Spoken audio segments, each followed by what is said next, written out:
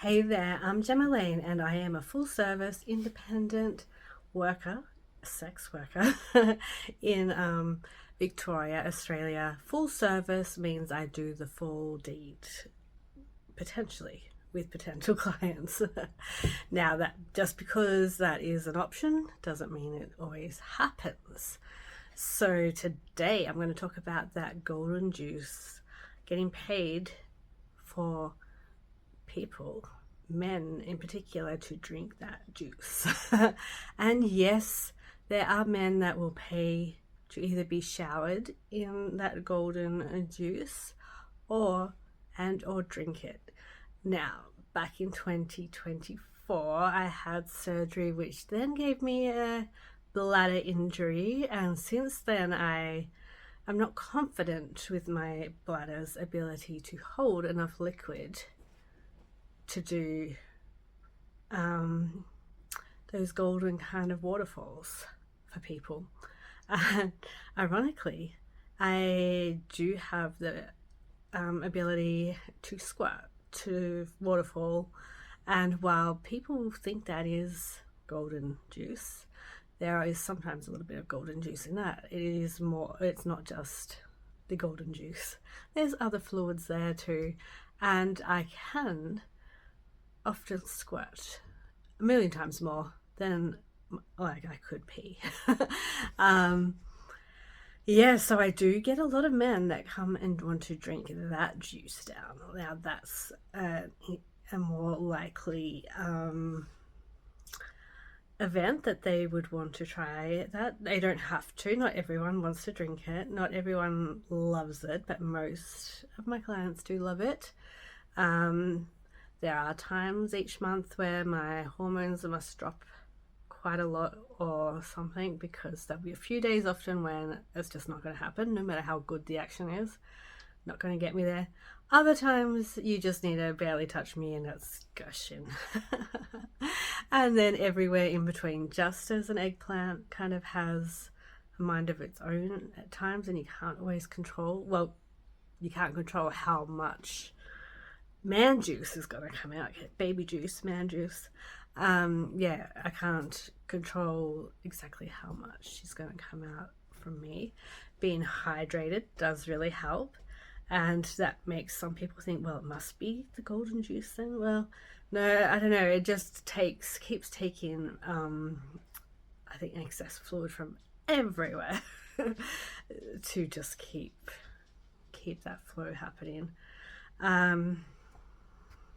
I still do feel a bit apprehensive at times when it comes to squirting, as it's not something I can control. Like, I attempted at times for a challenge. All throughout my career, I have attempted to see how long I can make it without squirting, because that's a bigger challenge at times. And but sometimes I know a guy is really, really into it.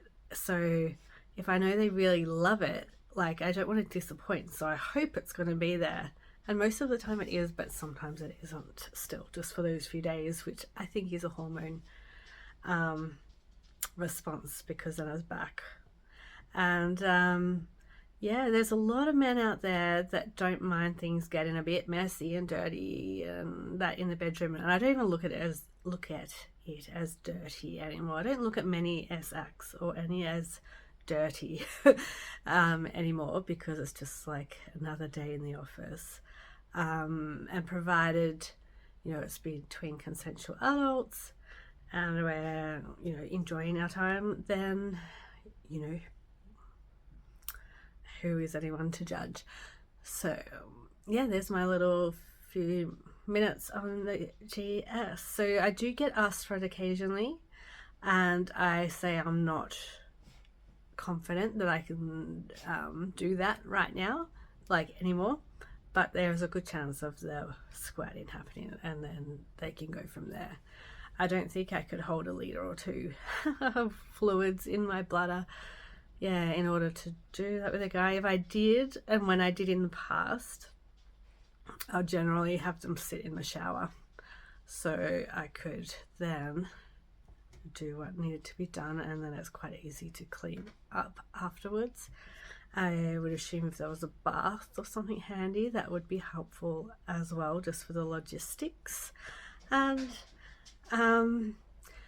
while I do, yeah, the golden stuff, my dog's just found a treat.